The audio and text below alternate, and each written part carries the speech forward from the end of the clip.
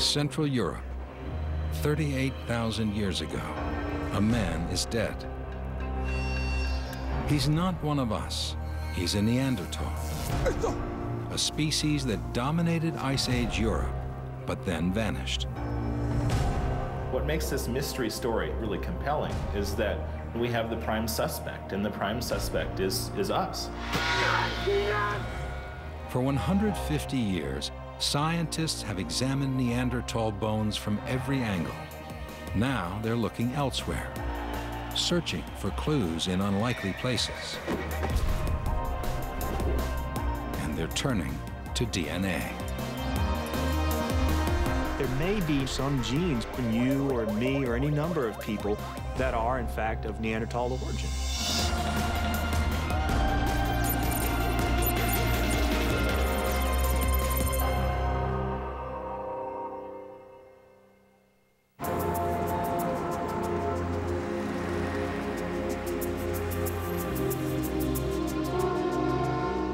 There are 6 billion humans on the planet, and each of us is a member of the same species, Homo sapiens, wise man.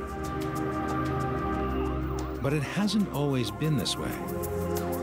For most of our history, we shared the world with other types of humans. What happened to them? The best known, but least understood of ancient species are our closest relatives, the Neanderthals. They were tougher and stronger and more robust than modern humans. And for 200,000 years, they had Ice Age Europe to themselves.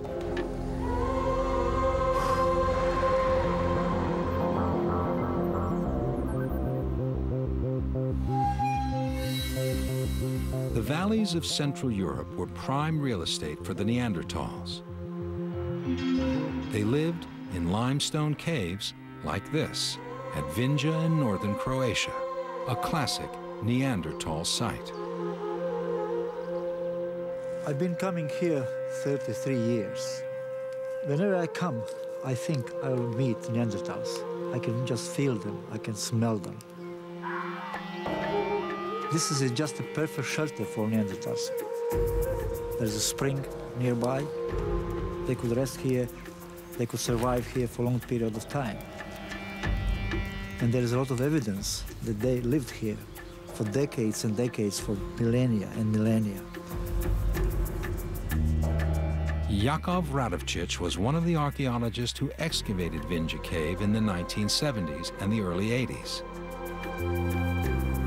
They uncovered thousands of bones. Most were animal remains, but in among them were the bones of Neanderthals. Some of these bones could be easily identified. If they are complete, you can easily say this is a cave bear, this is an animal remain, or this could be a human remain. But some of these fragments cannot be identified easily. For instance, this bone, we call it Vindia 80 or V80.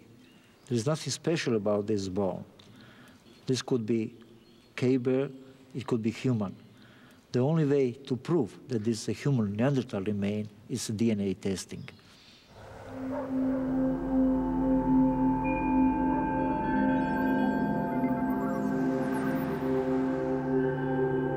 In 2005, the V80 bone fragment is brought from Croatia to Germany. Its destination, the Max Planck Institute in Leipzig. Here, a team of geneticists is trying to extract and analyze Neanderthal DNA.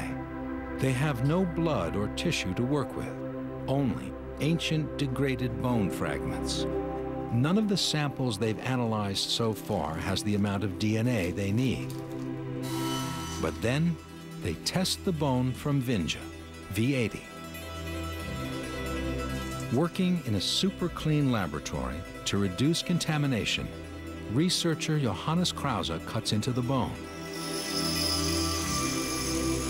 He drills a sample from the center where the bone is best preserved and mixes it with a solvent, which draws out any DNA that might survive.